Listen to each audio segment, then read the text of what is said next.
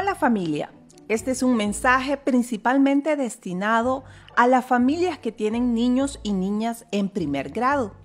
Aunque todas son bienvenidas, espero que estén muy bien, tomando las medidas de limpieza e higiene recomendadas para cuidar de la salud y quedándose en casa lo más que puedan. En este día aprenderemos el sonido S y la letra S.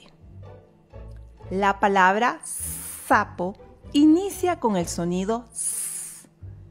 ¿Escucha bien? Sapo inicia con el sonido S. Ahora todos juntos. S. S. De sapo. Ahora necesito que menciones algunas palabras que inicien con el sonido S.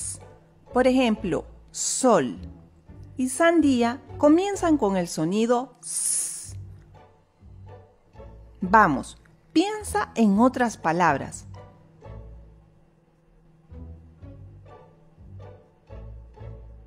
¡Excelente trabajo! Ya conoces el sonido S. El sonido S se escribe con la letra S. Repite conmigo, S. Otra vez, S. Muy bien, ya conoces la letra S. Pasa tu dedo sobre la letra S, de arriba hacia abajo.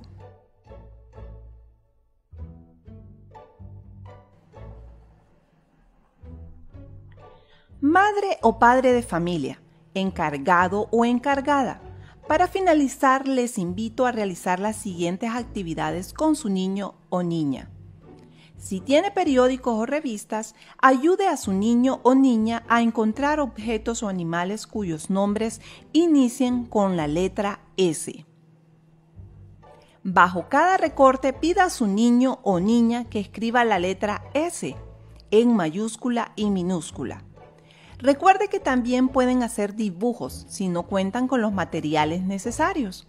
Finalmente, motive la práctica de la escritura de la letra M a través de diferentes formas: en el suelo, en la arena, en papel blanco, en un cuaderno de rayado especial o en un cuaderno de rayas normales.